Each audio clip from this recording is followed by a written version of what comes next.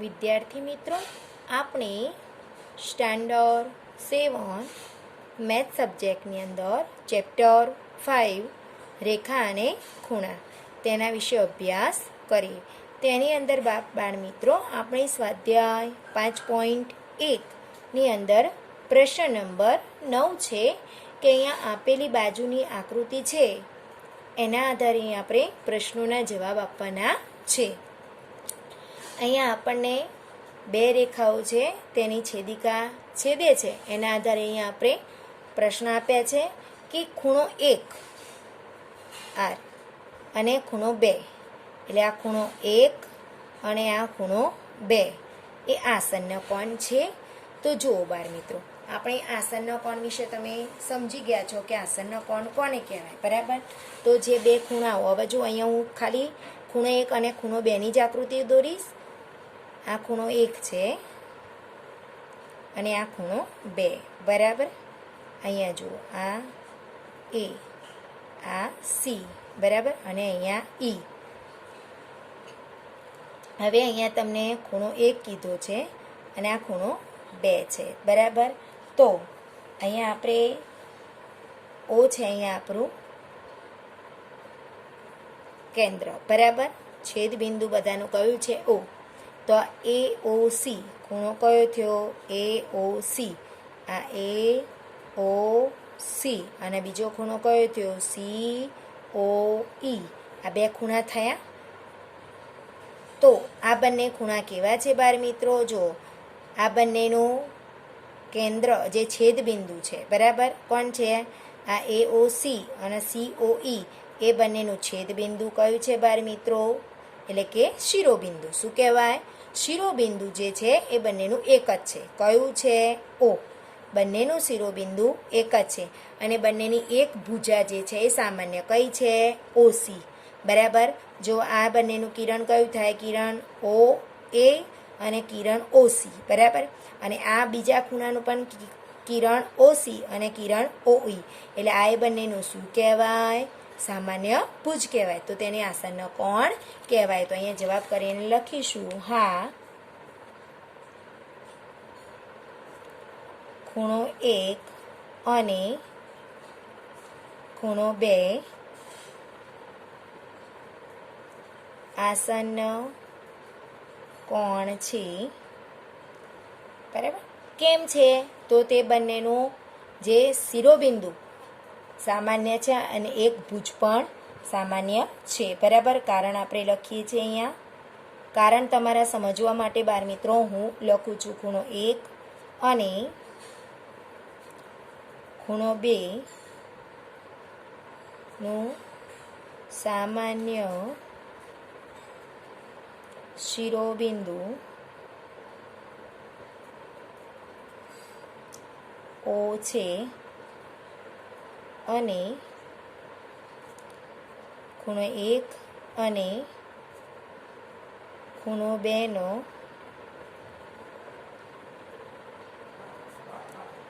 એક ભુજ કિરણ O C સામાન્ય ભુજ છે, બરાબર.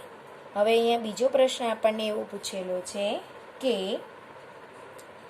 ખૂણો એ ઓ સી અને ખૂણો એ ઓ ઈ આસન્ન કોણ છે?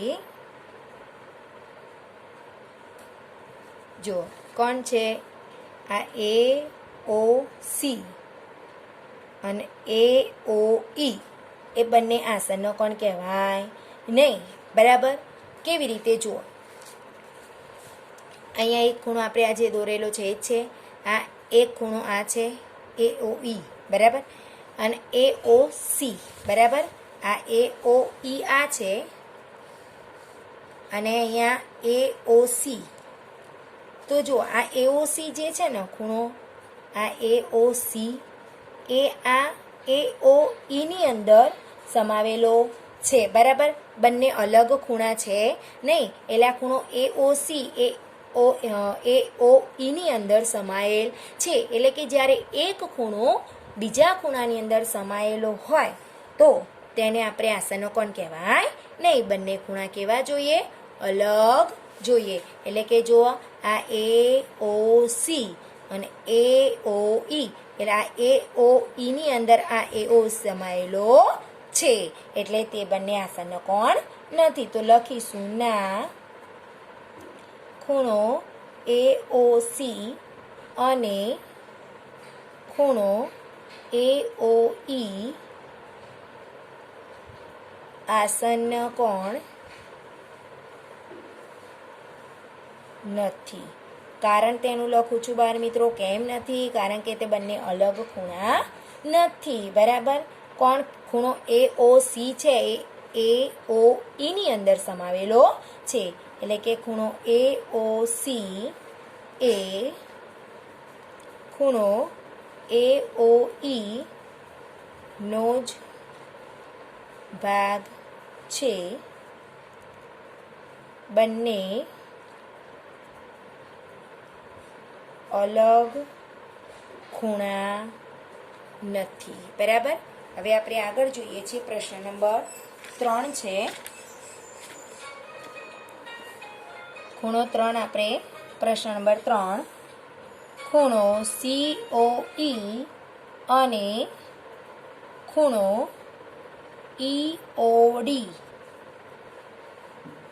રૈખિક જોડ રચે છે. બરાબર.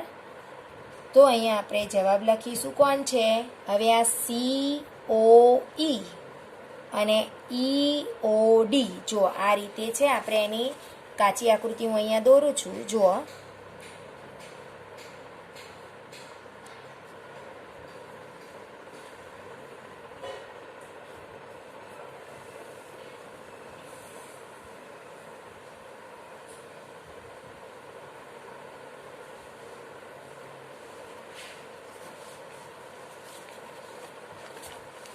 જો આ COE આ પહેલો ખૂણો થયો COE અને બીજો ખૂણો છે EOD. બરાબર. તો આ બંને જે ખૂણા ભેગા થાય છે, બરાબર, એ બંનેનો સરવાળો કેટલો થાય છે? 180. અને તે બંનેની આ સામાન્ય ભૂજ છે. આ કોણ છે? કિરણ OE છે. કોણ ભાઈ? આ કિરણ OE જે કિરણ છે, બરાબર, એ કેવી છે? સામાન્ય છે. એના સિવાયના જે બે કિરણો છે કેવા છે? વિરુદ્ધ છે. બરાબર. એક ઉપરની સાઈડ તો એક નીચેની સાઈડ. જો બંને વિરુદ્ધ કિરણો હોય, કોના સિવાય? સામાન્ય ભુજ સિવાય બંને કિરણો વિરુદ્ધ હોય અને તે બંનેનો સરવાળો કેવો થવો જોઈએ? 180. તો આપણે તેને શું કહેવાય? રૈખિક જોડ કહેવાય. બરાબર. તો અહીંયા તો જુઓ આ બે ખૂણાઓ છે COE અને EOD. જો આ સન્નકોણની અંદર એક ખૂણો બીજાની અંદર ના હોવો જોઈએ, પણ અહીંયા તો બંનેનો સરવાળો 180 થયો. એટલે આ ખૂણો 2 અને આ 3 અને 4 ભેગા થાય એટલે EOD બની જાય. એટલે તે બંને રૈખિક જોડ છે. બરાબર. તો અહીંયા લખીશું કે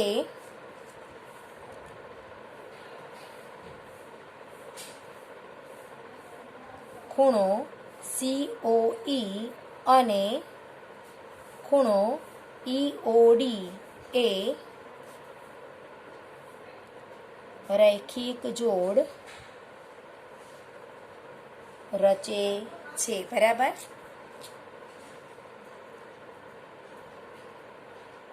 રૈખિક જોડના ખૂણા રચે છે. કારણ આપણે તેનું લખીશું. કેમ? કારણ કે તે બંનેની અંદર કેવું છે? એક સામાન્ય ભુજ છે. બરાબર. તો અહીંયા લખીશું. કોણ હતું? આ COD. આ ત્રણેય બિંદુઓ કેવા છે? એક સીધી લીટીમાં હોવા જોઈએ. બરાબર. અને એની અંદર જોઈએ છે બિંદુઓ C, O અને D. O અને D એ સીધી લીટી પર છે અને ખૂણો COE અને ખૂણો EODનું એક ભુજ કિરણ OE સામાન્ય ભુજ છે. બરાબર, એ બે ખૂણાની અંદર એક ભુજ કેવું હોવું જોઈએ? સામાન્ય. તેના સિવાયના બે કિરણો કેવા હોવા જોઈએ? વિરુદ્ધ હોવા જોઈએ. બરાબર. હવે ત્યાર પછી આપણે ચોથો પ્રશ્ન આનો જ જોઈ લઈએ. જો અહીંયા ચોથો પ્રશ્ન છે આકૃતિનો જ, કે ખૂણો BOD, બરાબર, એટલે BOD અને DOA એ પૂરક કોણ રચે છે. જુઓ બાળ મિત્રો, પૂરક કોણ કોને કહેવાય? તો જે બંનેનો સરવાળો 180 થવો જોઈએ. તો આ જુઓ, આ બંને ખૂણાઓ છે BO અને A, એ ત્રણે એક જ માં છે, અને આ બંનેનો સરવાળો કેટલો થાય છે બાળ મિત્રો? 180 થાય છે. બરાબર. રેખિક જોડની અંદર સામાન્ય વિરુદ્ધ કિરણો, એ બંનેના વિરુદ્ધ કિરણો જોવા જોઈએ અને 180 થવો જોઈએ. તો અહીંયા આપણે આ BOA એ એક જ સીધી લીટી પર છે. બરાબર. અને તે બંનેનો સરવાળો પણ કેટલો થાય છે બાળ મિત્રો? 180 થાય છે. તેથી તે બંને ખૂણાઓ કેવા કહેવાય? પૂરક કોણ રચે છે. તો આપણે લખીશું કે હા, ખૂણો BOD અને ખૂણો DOA પૂરક કોણ રચે છે. કારણ એનું લખીશું આપણે. એનું કારણ શું છે? તો આપણે જોઈએ છે કયા કયા બિંદુઓ? તો બિંદુઓ આ BOD અને DOA, એની અંદર આ BO અને A એ ત્રણે એક જ લીટી ઉપર આવેલા છે. તો બિંદુઓ BO અને A એ સીધી લીટી પર છે, જેના પર ખૂણો BOD અને ખૂણો DOA એ છે. બરાબર. અને તે બંનેનો સરવાળો કેટલો થાય છે? 180 થાય છે. તે બંને ખૂણાઓનો સરવાળો 180 અંશ થાય છે. બરાબર. હવે આપણે આગળ પાંચમો પ્રશ્ન જોઈશું. ખૂણો 1 અને ખૂણો 4 અભિકોણ છે.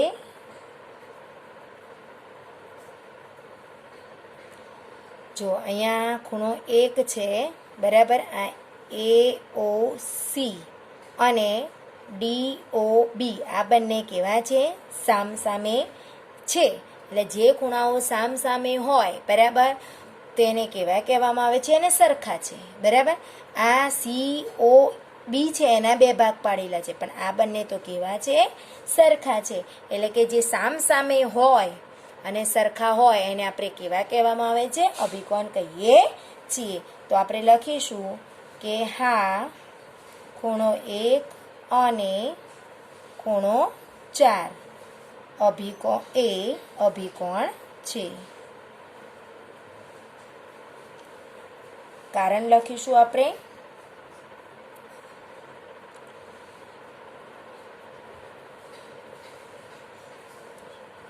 અહીંયા આપણે જોઈએ છીએ આ રેખા AB અને રેખા CD એ બંને છેદવાથી O બિંદુમાં છેદે છે. તેથી આ બંને કેવા થાય છે? સામસામેના ખૂણા થાય છે. કોણ છેદે છે? બે રેખાઓ. કઈ? રેખા AB અને રેખા CD. તો અહીંયા લખીશું રેખા AB અને રેખા CD એ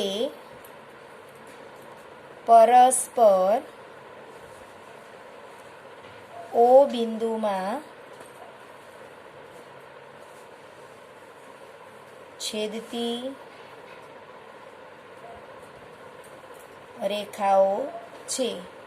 તેથી ખૂણો 1 અને ખૂણો 4 સામસામેના ખૂણા છે. બરાબર. હવે આપણે આગળ છઠ્ઠો પ્રશ્ન છે એ આપણે જોઈ લઈશું બાળ મિત્રો.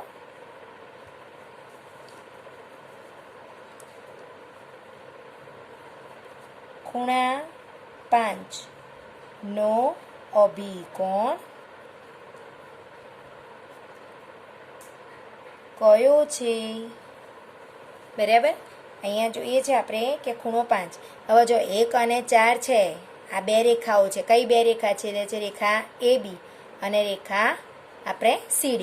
એ બંનેને છેદવાથી જે સામસામેના 1 અને 4 અભિકોણ હતો, તો 5ની સામે કોણ છે? ખૂણો 2 અને ખૂણો 3. બરાબર. તો કયો થશે? BOC. કયો થશે? 2 અને 3 ભેગા કરીએ ત્યારે ખૂણો BOC થાય. બરાબર. તો આપણે લખીશું ખૂણો 5 નો અભિકોણ ખૂણો કયો થશે? આ 5AOD. ખૂણો 5AOD એની સામેનો કયો થાય? આખો. એટલે BOC અથવા COB બંને લખી શકો છો. BOC છે. બરાબર. સમજણ પડી બાર મિત્રો? બરાબર. તો અહીંયા આપણે પ્રશ્ન નંબર 9 ના આપણે 6 પ્રશ્નો જોયા. બરાબર. કેટલા પ્રશ્નો જોયા? આપણે 6 પ્રશ્નો જોયા. હવે આપણે આગળ પ્રશ્ન નંબર જોઈશું. તો બાળ મિત્રો, તમે સમજીને આકૃતિ દ્વારા તમારે આવા પ્રશ્નોના જવાબ પૂછાય છે. કારણ બાળ મિત્રો તમને સમજાવવા માટે છે. પરીક્ષામાં આપણે કારણ લખવાનું હોતું નથી. હા અને નામાં જે પ્રશ્ન પૂછે એનો જવાબ લખવાનો હોય છે.